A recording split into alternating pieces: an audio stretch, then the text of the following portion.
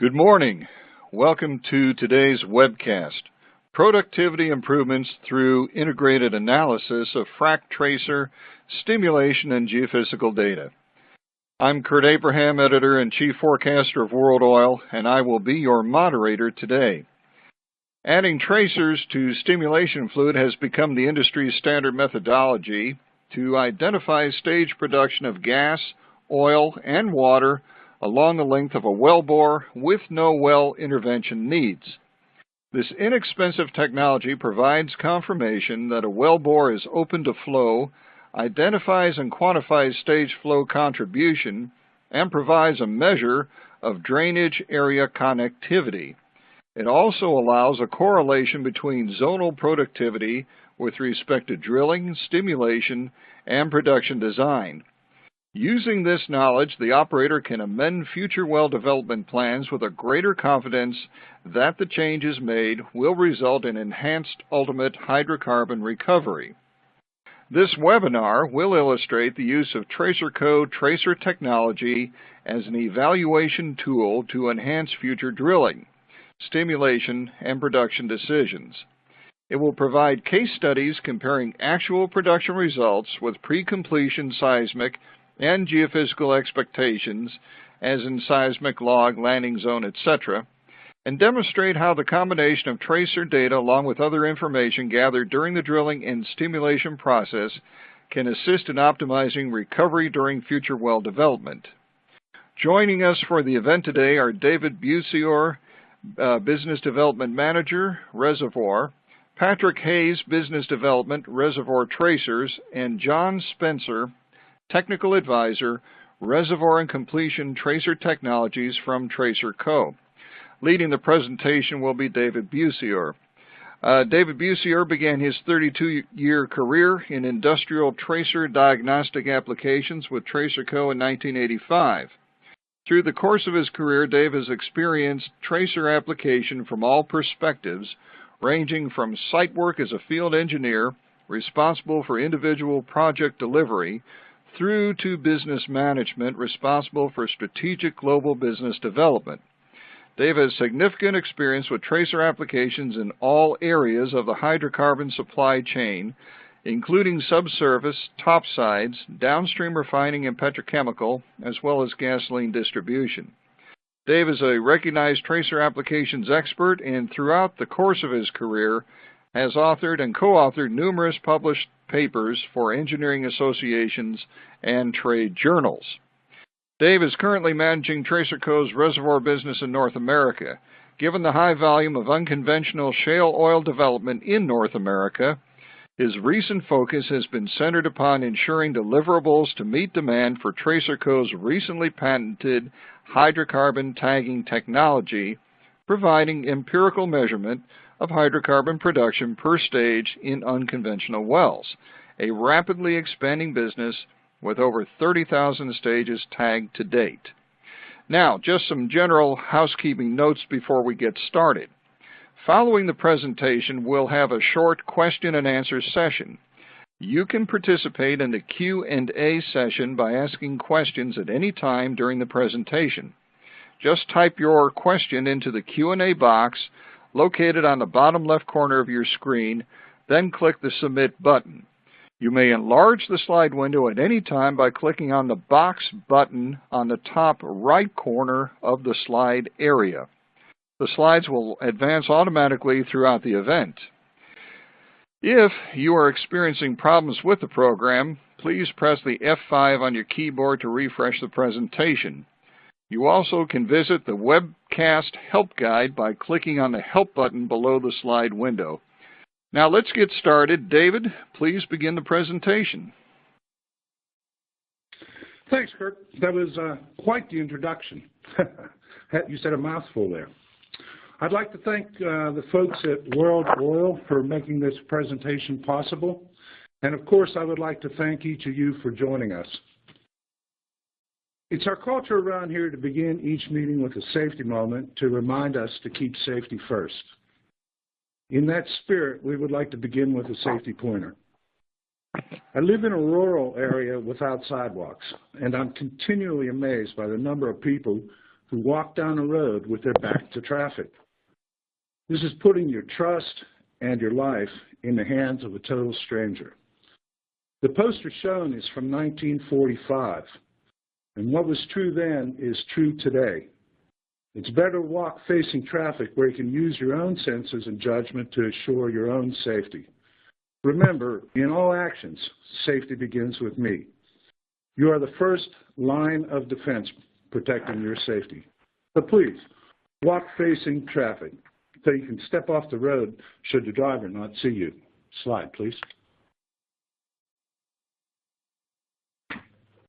What we would like to accomplish in this webinar is to discuss best practices to improve productivity of individual wells, or development of an entire section for that matter. We put time tracer, stimulation, and geophysical data together as the subtitle in this slide. Perhaps a better subtitle would have been confirming the choices we made using stimulation and geophysical data were correct. At today's oil price, we're all forced to deliver more with less. It has always been important to locate the well in the correct strata and stimulate the correct area of the well. It has always been important to drill the correct number of wells on a pad to ensure drainage area coverage. It's just more important now. Slide, please. There are quite a few tools in the kit bag we can use to gather information on how best to drill and stimulate a well. These include geophysical evaluations like seismic, microseismic, core, gamma ray, all the various logs. We also have options on how to stimulate the well. There are completing proppant and stimulation fluids to choose from. There are various stimulation program designs available. We can vary proppant loading, or we can choose to include diverters or not. And when the well is completed, we need to decide how to bring the well online to ensure the best return. Understanding all the data available and distinguishing the effect of changing an individual parameter can be quite challenging. Slide, please.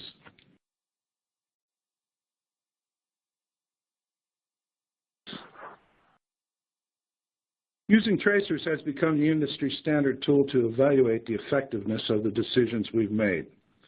If you understand what you've done, you can learn and improve your program going forward. When properly applied, tracers allow us to quantify the oil, gas, and water contribution from each stage of a well. They allow us to determine drainage area and measure communication between wells. One of the main advantages is that tracers allow us to monitor a well for a considerable time frame. We can review initial cleanup, view how hydrocarbon production comes online, and then see how the hydrocarbon production settles in and where the long-term deliveries come from. All this is available without well intervention. All you need is a sample of the production fluid. The data is not affected by the weather, of course not, or whether the well is on natural or artificial flow, or has been shut in for 6 months, or whatever other variant might occur. And I guess I should add, one of the items that helped establish tracers as the industry standard analysis tool is that they are inexpensive, only adding a fraction of a % to the cost of a well. We intend this webinar to be heavily benefit-oriented discussion. In a moment, I will turn this presentation over to the webinar team. They will illustrate the use of tracers as an evaluation tool to review drilling, stimulation, and production decisions through a review of case studies comparing actual production with pre-completion expectations. Slide, please. Before we start, I'd like to present a broad overview of the technology and how it works. Should anyone wish additional detail about the technology, we can address that in the questions at the end of the webinar or outside this discussion. Speaking of questions, you will notice all slides are numbered in the lower left corner.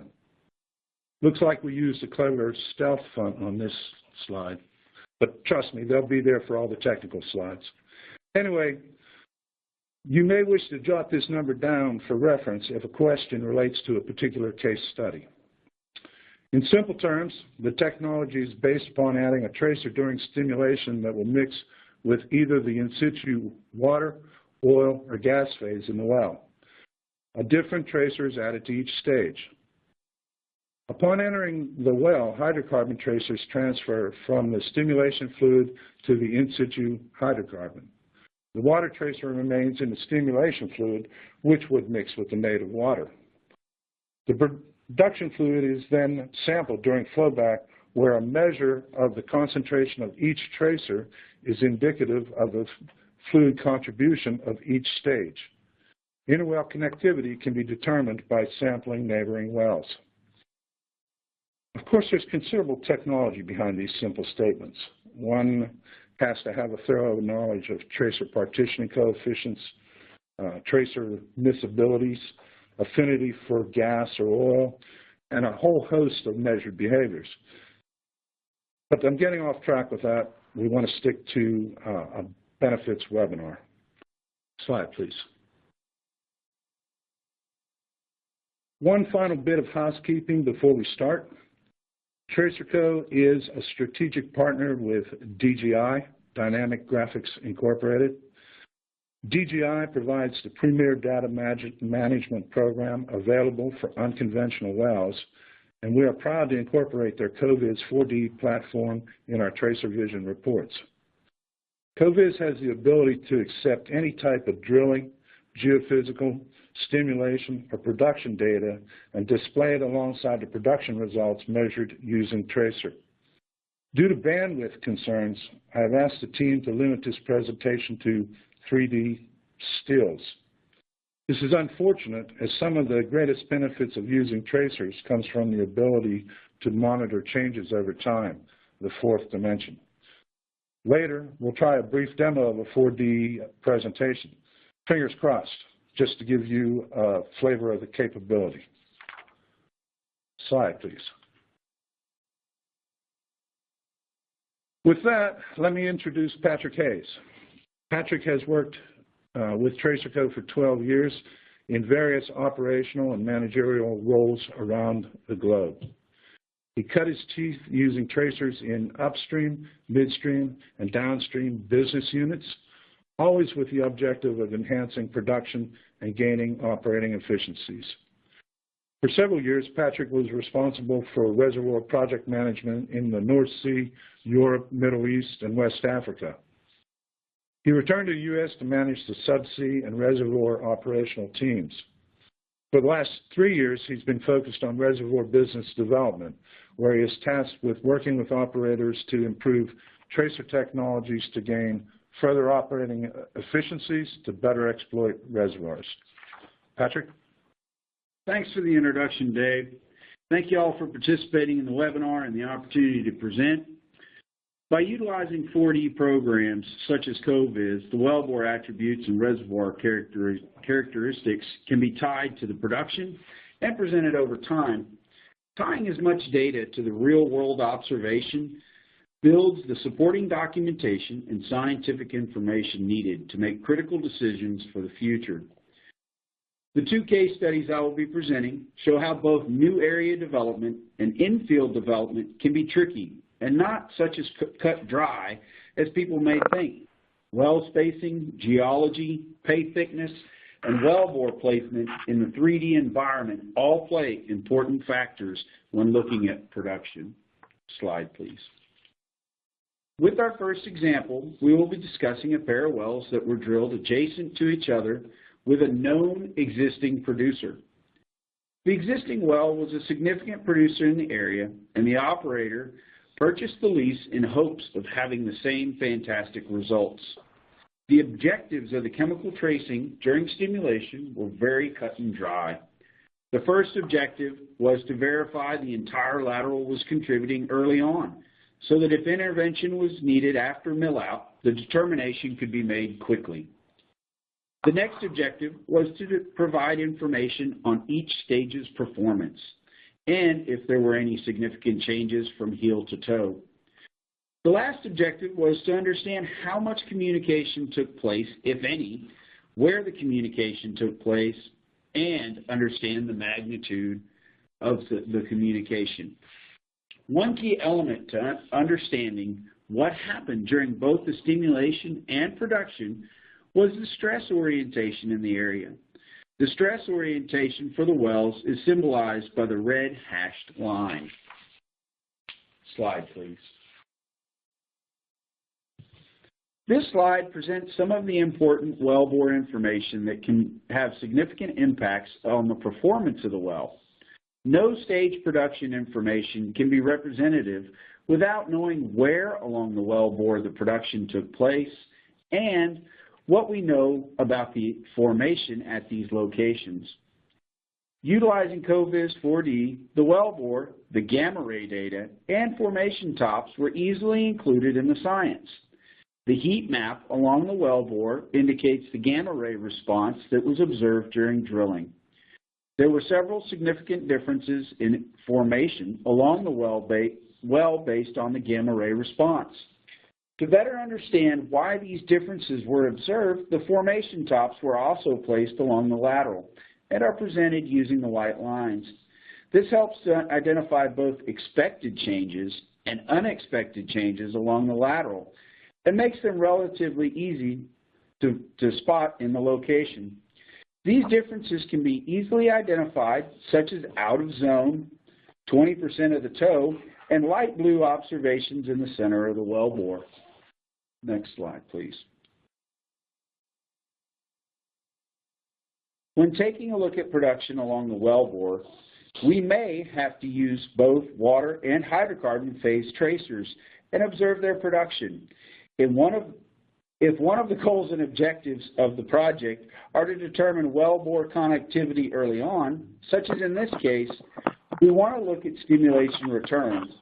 In many cases where large volumes of stimulation fluid are used, it may be several days to even weeks before toe stages produce hydrocarbons. In this slide, the stimulation fluid returns are represented in the blue translucent bars. With this well, all of the stages produced an appreciable amount of stimulation fluid, and a connectivity along the well in the entire lateral was determined early on. Next slide, please. As we look at this slide, we can see the cumulative gas production along the lateral presented with the red bars inside the translucent bars.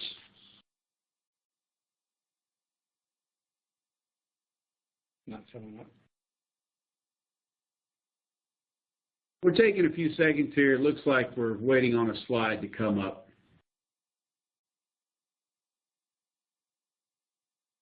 There it goes. Next slide, please. There we go.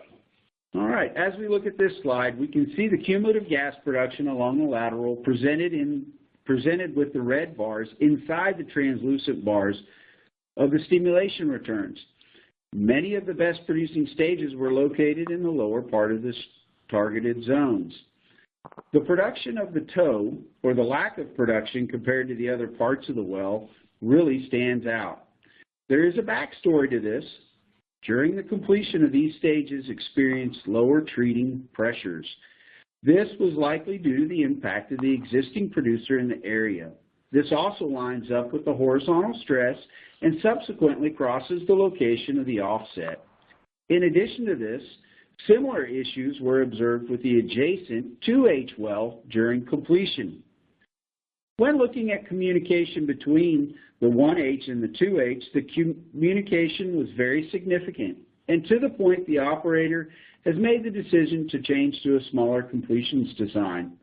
The operator learned several things from the project. One item is the entire lateral did produce early on, and a second coil run was not needed. Great producers have a significant impact in a much larger area. As a conclusion, the operator has decided to change to a smaller design due to the amount of communication observed. A change to the well spacing was needed as a much larger area was impacted by the producer. Next slide, please. This is an interesting case study looking at infield development of wells. In this case, the operator drilled 2 offset wells with one placed on either side of the existing producer.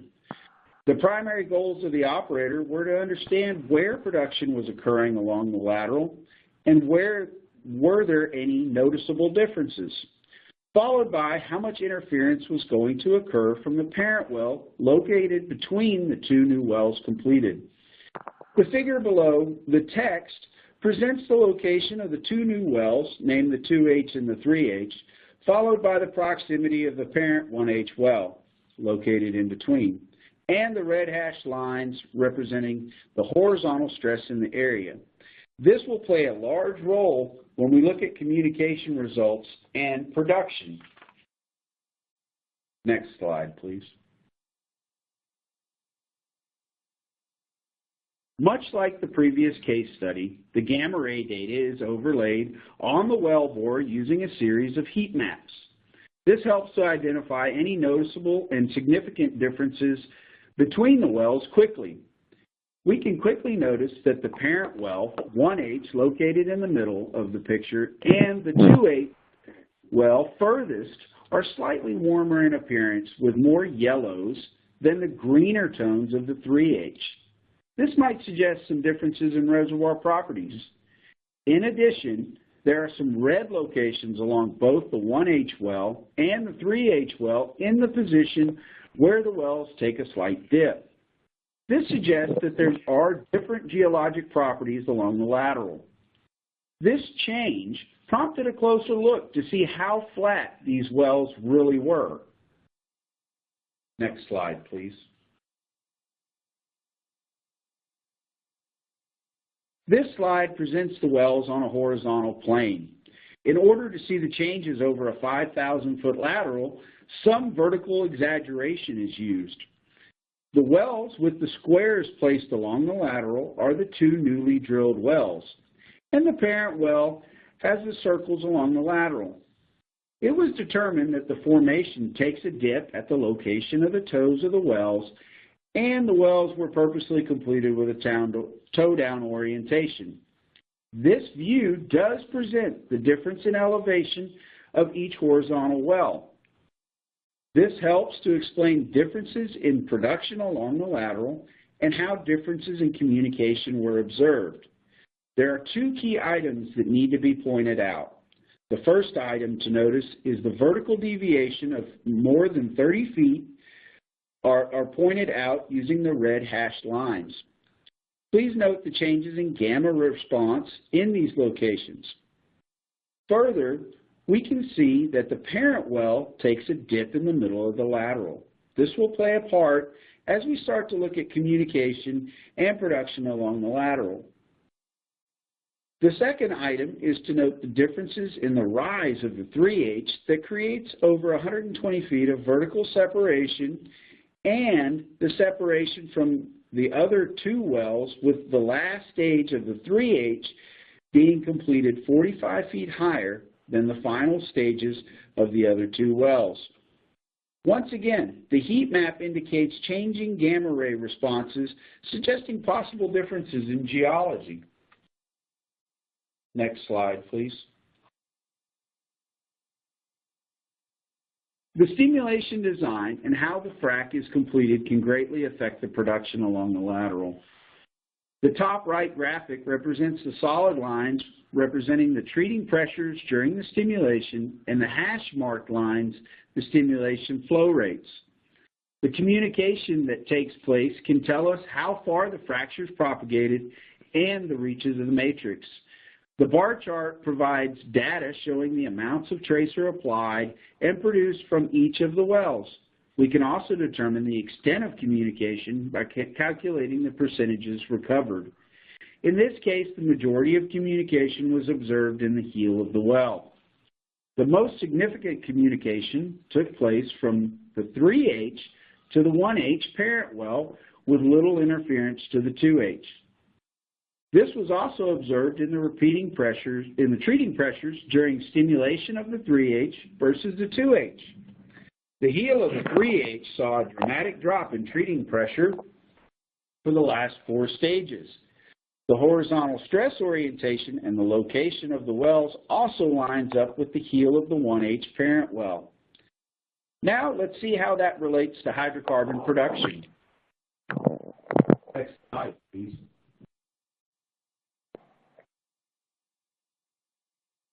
Now that we understand the stimulation much better and how the communication took place, we can take a look at hydrocarbon production along the lateral, the hydrocarbon communication, and the trends for the areas along the lateral.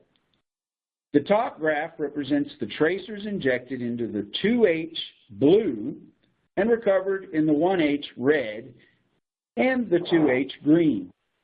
The same color code for the wells are used in the bottom graph, but present the tracers injected into the 3H and produced from all three wells. Both wells with tracers injected saw communication with the offsets. Several communicated more strongly with further offsets rather than the existing parent well. The stages with this communication were also dominant producers, suggesting the possibility of contacting new rock not connected with the original well.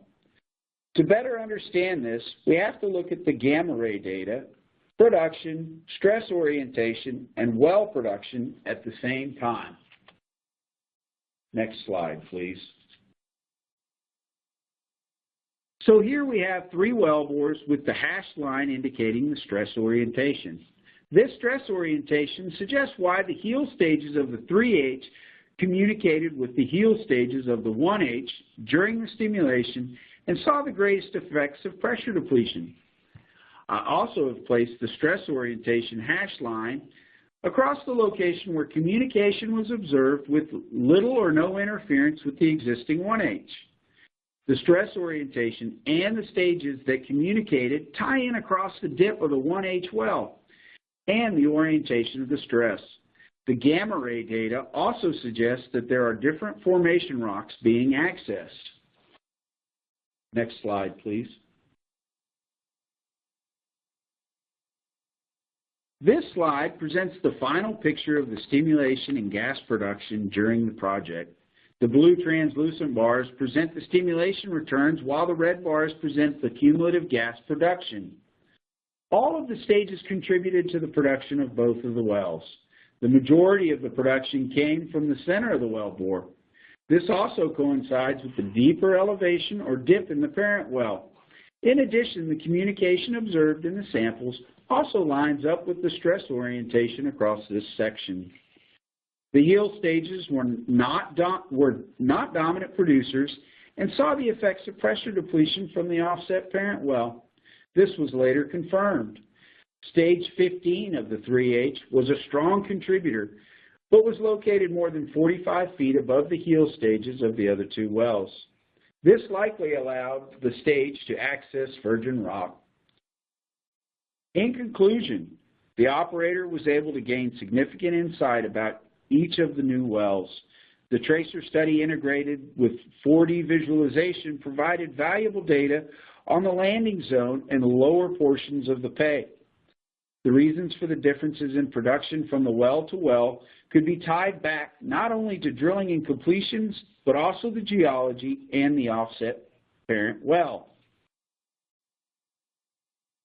Next slide, please.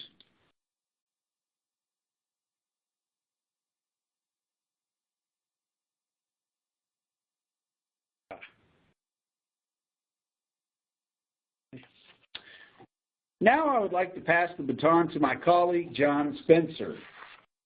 John Spencer has been in the oil patch since 1976, starting with Halliburton, followed by a 24-year career with Tracer Co. He is also co-patent owner of the tracing technology. John, I'd like to pass this on to you. Thank you for that introduction, Patrick, and good morning, everyone. I will be presenting a few case studies where tracer technologies were utilized to evaluate production for purpose, as well as were used to compare to geophysical properties. In this first slide, case study with an operator who needed to verify additive effectiveness for cost justification. To average out wellbore variations in formation and production, 2 parallel wellbores were selected and treated separately. As each wellbore was also to be an individual wellbore comparison test, the additive was applied to just half the wellbore, with the other half not treated. One wellbore was treated in the toe section, and the second wellbore was treated in the heel. In wellbore 1, treated at the toe, the treater stages produced 13% more hydrocarbon at an averaged 77 barrels per stage as compared to the untreated heel stages at 68 barrels per stage. In wellbore 2, the heel was treated and contributed 15% more hydrocarbon at an averaged 61 barrels per stage as compared to the untreated toe stages at 52 barrels per stage. The operator was able to utilize a tracer test to substantiate the additive effectiveness for cost and increasing operational hydrocarbon production. This next slide is a case study of a wellbore intersecting 2 layers, and the operator needed to know production responses in relation to operational procedures regarding choke sizing. The 2 graphs on the slide show the wellbore across 2 layers, with layer B, stages 11 through 13, at the heel of the wellbore, outlined with a light blue shading. The upper graph presents the percentage of stage contribution to total gas production. Although gas production increased, each response line is plotted across the 0 to 100% scale for comparisons. The lower graph presents the individualized stage gas contribution for each choke size, illustrating the delta across 4 steps, ending at double the starting size. Production changes were implemented gradually during cleanup, starting with a high water to gas ratio. During the initial choke, the blue line and blue bars in 2 graphs, the flow profile does not show a homogeneous contribution per stage, as the line graph shows a significant jump of about 25% increase toward the 100% total gas contribution level by the high gas inflow from stages 7 and 8 in layer A. This choke prevented some heel stage section stages from contributing to production and is evident in the flow profile by the flattening of the line across stages 1 and 3, as well as 16 and 17. The tracers are instrumental in providing a view of each stage's gas production during each choke size. The second choke is represented by the red line and red bars. This choke increase allowed more gas production, particularly for stages 2 and 3 and 11 and 12, as compared to the initial choke opening, but restricted gas production for stages 5, 6, 7, 8, and 9. The third choke setting is represented by the green bars and line, and the final choke at 200% of the original choke setting is presented as the purple bars and line. This case study shows that the gas flow profile, the upper graph, becoming more linear as the production becomes homogeneous, as the choke is opened, as well as with more stages cleaning up and producing. In summary, tracers were effective in showing the operator the productibility of both layers A and B. Tracers confirmed the potential of both layers, with the toe section contributing progressively more to the total production with choke increases. And the operator established a program to better manage well startup, production, and choke sizes for that area. In this slide, we're doing a simple video. There it comes up. A simple COVIS 4D video to show daily and cumulative 30 days oil production over time. When the well was opened, you can easily see that the toe stages 1 and 2 were not initially contributing, with stages 3 and 4 also inhibited until the choke date. The dark bars are the cumulative oil production per stage with the lighter bars of fluctuating daily stage production. After the choke change, all 4 toe stages increased dramatically in oil production, even to the point of catching up to the rest of the wellbore and total oil output, as evidenced by the inhibited stage 4 increased its total accumulated production, ending up being one of the top contributors, similar to stages 16 and 18, with the restricted stages 1 and 2 contributing similar to the mid-lateral stages. This slide and the following slide presents a case study of the individual stage production against geoproperties and stimulation parameters. There's a lot of information on this slide, and it is assembled for the operational team to easily review the wellbore path and intersecting layers against the stimulation program and the resulting stage production. This type of presentation was subsequently used for forward project planning. The operator was concerned with the wellbore not remaining in the targeted layer, as well as correlation of production to the targeted layer. To reduce clutter, I've only circled a couple of areas between the upper Eagle Ford and the lower Austin Chalk, where production was poor, to bring your attention to this layer and its production trend. The layer was later identified as the ash bed by the geologists, and you can see that it extended to several other stages as well.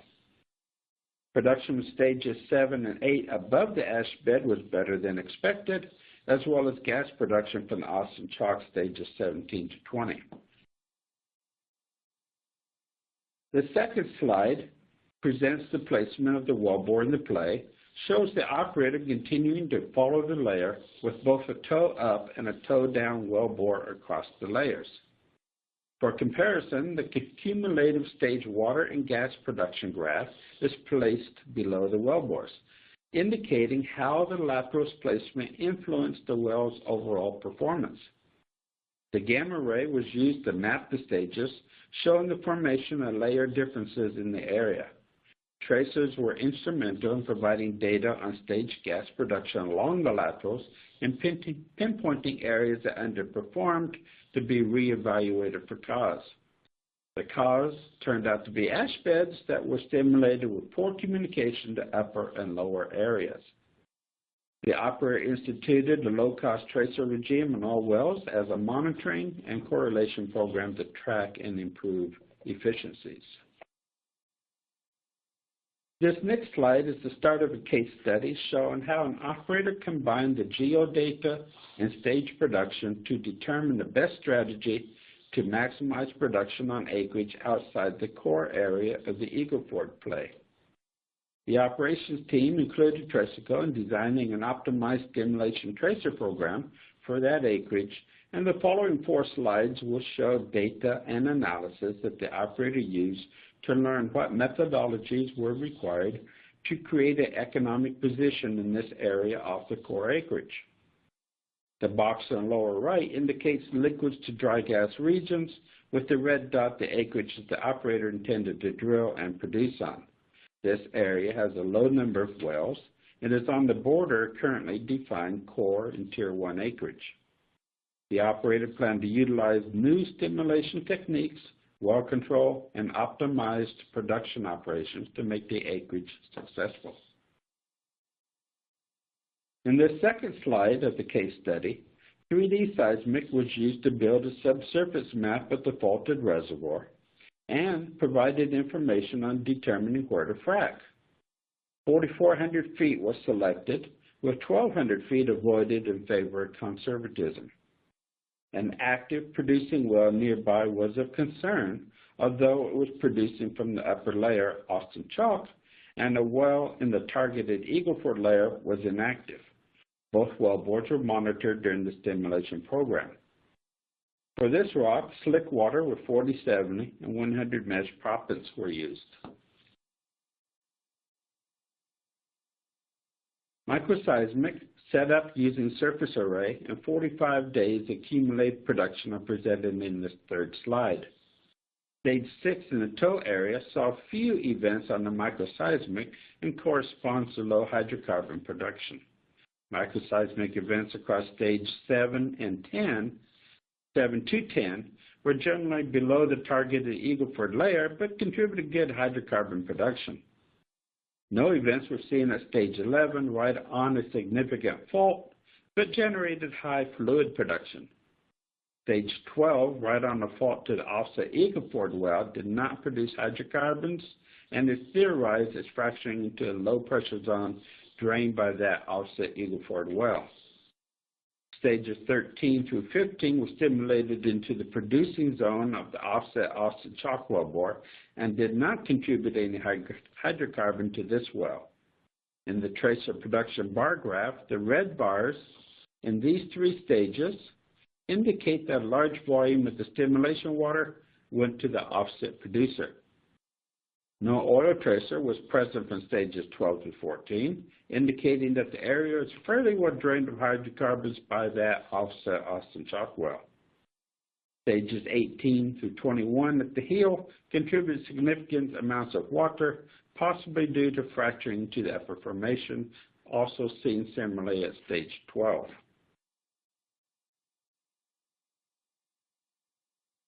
In this last slide of the case study, we present the tracer production log for oil with the tracer production log for water flipped below to easily compare production over time with the two phases.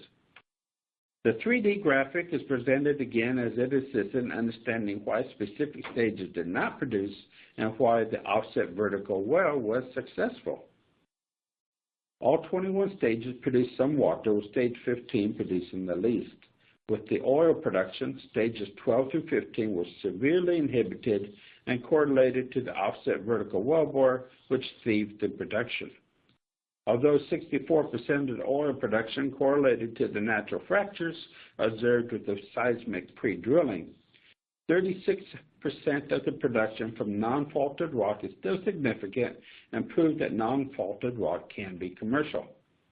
In summary, the acreage was uniformly producing along the lateral, except for stages near the faults. Stages along the faults without offset wellbore interference were good producers. The stages with offset wellbores intersecting the faults were poor producers with uneconomic stages, even though the vertical offset well was designated as being in the upper layer. Correlation between 3D, microseismic, and tracer technologies was very good, with tracers as the more cost-effective technology for monitoring and improving well and stimulation effectiveness. And now I return the presentation to Dave. Thanks, Pat. Thanks, John. Those were really good case studies. This presentation has been about better understanding stimulation and geophysical data and proving its validity through understanding stage production as measured using tracers. Everything presented thus far has been a nice, tidy little story with clear cause and effect. In the real world, you have to sort through a lot of data to find the common thread. The heat signatures in this particular slide show 5 common parameters from a well graphed against oil return from each of the stages. It's easy to look at the graph and understand where the oil has come from. Red bars show low-producing stages and green show high-producing stages. It's possible then to compare the expectations from each geoproperty against production. Possible, but a little more complex, as stage production is a combined function of all properties, plus the landing zone, plus stimulation history. For instance, the stage with the most favorable gamma ray, stress, porosity, and Young's modulus characteristics was stage 10 and 16 and 1 and 6, respectively. Slide, please.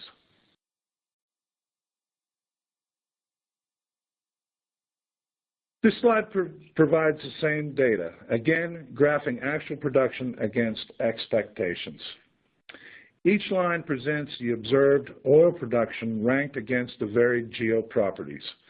The x-axis ranks geoproperty expectations with best left and worst right. For instance, the stage with the most favorable gamma ray is ranked 1, and the least favorable gamma ray is ranked 35. The same nomenclature holds for stress, porosity, and Young's modulus, with most favorable expectation left and least favorable right. For easier viewing, the data has been smoothed using a linear trend line. The y-axis presents stage oil production, with higher numbers representing increased production. Since the best geoproperties are on the left, we would expect a sloping line starting high and ending low. The steeper the slope, the better the well performance matched our expectations. We can see that gamma ray, the blue line, and stress, the red line, meet our expectations, and porosity, the green line, shows a correct trend, also meets our expectations, but to a lesser degree. Young's modulus expectations didn't fit the well's actual performance at all, purple. The point of this slide is to remind us that there is never any one magic bullet. But the more data you have, the better you understand that data, the more probable your success. Slide. Thank you. That concludes the prepared part of the presentation. We would be happy to take questions at this time. All right, so we will now transition to the question and answer portion of our webcast. You can continue to submit your questions in the Q&A box located on the bottom left corner of your screen. So let's start with the first question. And that one reads, that was a fascinating presentation. It is clear that using tracer is a critical component in evaluating and improving today's completions efficiency. So looking into your crystal ball, where do you see tracer technology going in the future? This is Dave. I'll take that one. That's a good question. To understand where we might be going, you need to review where we have come from. In situ tagging of hydrocarbon in horizontal stimulations is a pretty new technology. Just 5 years or 7 years ago, it was in its infancy. Today, it's the industry standard analysis methodology. In the interim, the value of tracers has been proven on thousands of wells. That's a pretty remarkable growth trajectory. I would anticipate we will continue up that slope. As laterals become longer and longer and the number of stages increase, we will continue to develop additional new tracers to meet that need. 5 years ago, we had 15 distinct oil tracers. Today, they number in the 70s. I guess 5 years ago, 15 stages was a pretty large well. Equally important is how data is analyzed. There have been significant improvements in data analysis and presentation, mainly gained from the experience we've learned over the time of how to organize and evaluate and present the data. I would also expect this trend to continue. And probably finally, looking forward, I would expect continued growth in how long tracers are able to monitor a well. There's been remarkable improvement in this since the early days as well. I would expect lifetime surveillance is just around the corner. So that's it for that one. All righty, our next question says, how many stages can be tagged with unique tracers, and what do you do when you have more stages than tracers? Currently, we're in the high 40s with liquid tracers on water and oil. In the gas tracers, we have 19 that are available to be used.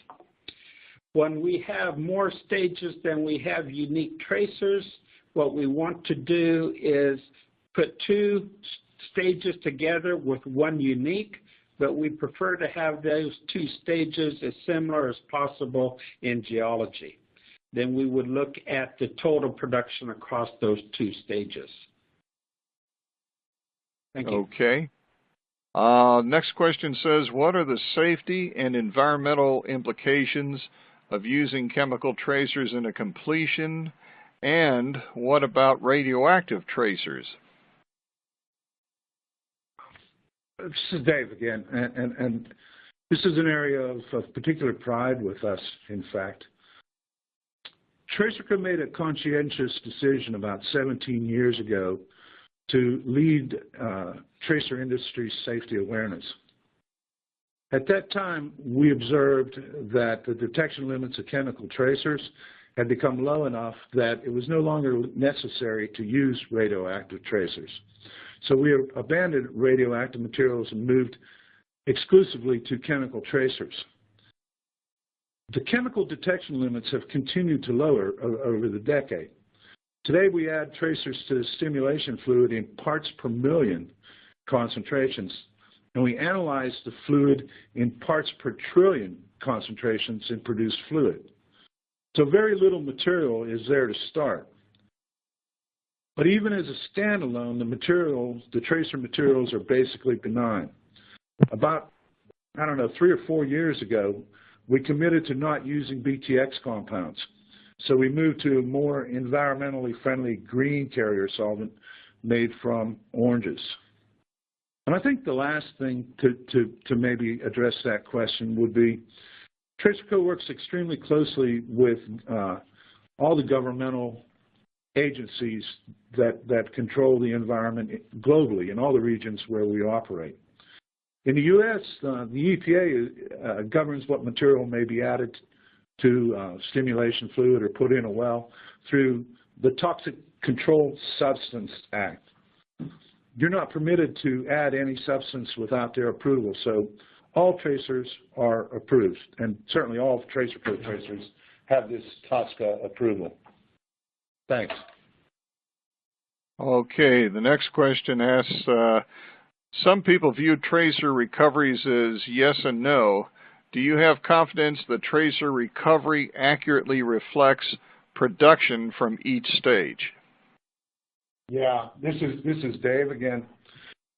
We do have confidence in that, and we're getting a bit into the technical side that we had blown past in this discussion. But there are multiple ways of putting tracer into a well. The methodology that is best for beyond yes, no is the one we patented in about 2012, where the tracers are in a miscible fluid that's in the solvent. And those fluids have a partitioning coefficient that's 100,000 times more favorable to hydrocarbon. So what happens is the tracers are injected into the well where they change phase into the oil. This is done basically at a molecular level and chemically. In our testing, what we do is we put all of our tracers together in a test well and then confirm that they come back identically. Any that don't come back identically would be dropped from the suite and would find a different use for them. But by performing that testing in the field and in various regions, we're assured that the amount of tracer that comes back is a function of the amount of oil that comes back. That's a pretty complex question and a rather brief answer. I hope I got it for you. Okay. Next question says, do you believe that oil-based tracing does give us an idea of where proppant fractures are in communication with offset wells? Yeah, I do, and this is Dave again. And again, when we talk fracture development, fracture matrix development, you will find a different characteristic observed normally when you use water tracers and you use oil tracers. You'll be more likely to observe communication with a water-based tracer than an oil-based tracer. And the reason that is the water flows while the completion pressure is affecting the well.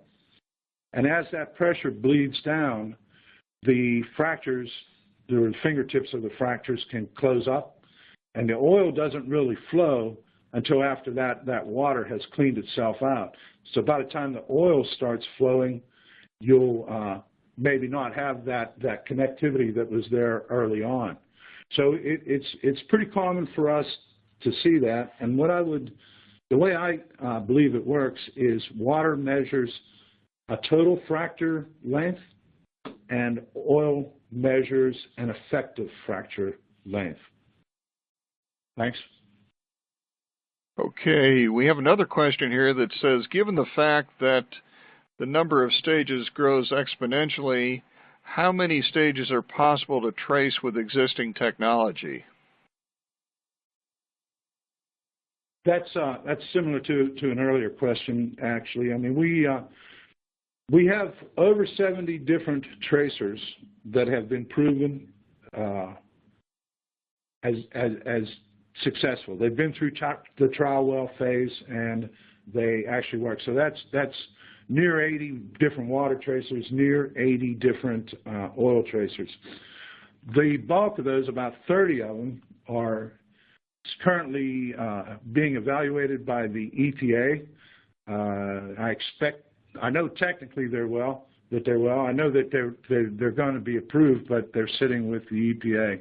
So what it comes down to is, in near term, there's a balance between how many tracers there are and how much money do you want to spend as well, because clearly tracers get a little more expensive and a little more exotic the more the number grows.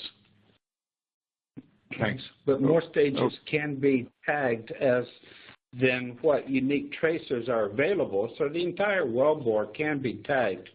Plus, the tracer design can be modified or adapted, so to speak, per wellbore, so that you can maximize the information that you can get by the use of the tracers. Thank you. All righty. We have another one here who is asking, for very long, say like a 10,000-foot lateral, is there any contribution from the tow?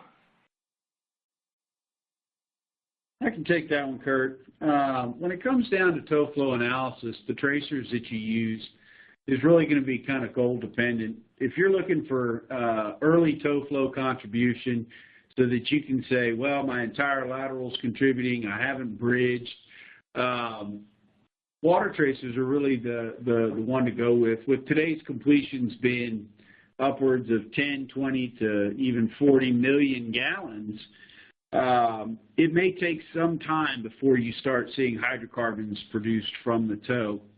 And then, when you look at later on long-term contribution, then the hydrocarbon tracers come into play, and quantifying how those are being produced, being able to put together a tracer production log, a tracer growth production log, provides you that production over time as well, so that you can see how a stage is performing. You can trend it over time and say, well, is it likely that this stage is going to contribute in the long haul? Is it on the downhill slope or depleting?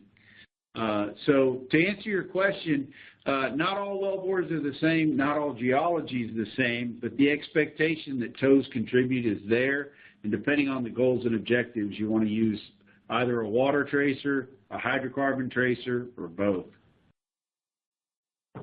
Okay, we got another question here, and the gentleman asked, if no proppant is pumped into the zone, will the tracer be accurate in reflecting the zone production, and is there a lot of flush out from the initial production, particularly for shale gas production?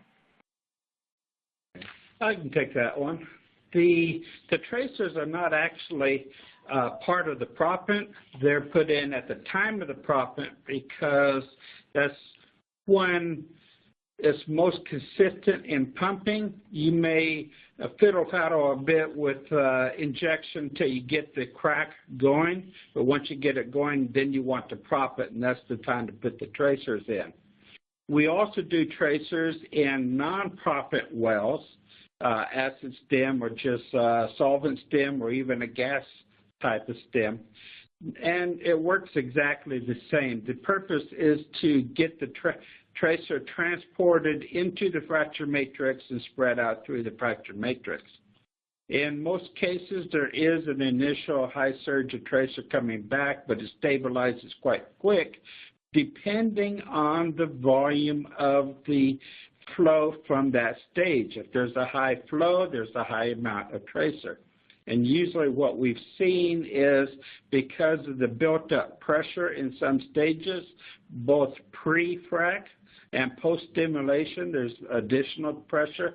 Those come in a whole lot faster and higher until that initial overpressurization is reduced and allows more of the stages to come in. I think I've answered very all good. that. Yeah. I hate to say it, folks, but we're all out of time this morning, believe it or not. We'd like to thank all of you out there for attending today's webcast. We had an excellent grouping of questions this morning from the audience, so thank you for that. We also would like to thank Tracer Co. for putting together this timely and informative presentation. And finally, an on-demand version of this webcast will be made available in the coming days, and it will be mailed to everyone out there. So on that note, thank you, and we wish you a great day. Thanks. Thank you. Thank you, everyone.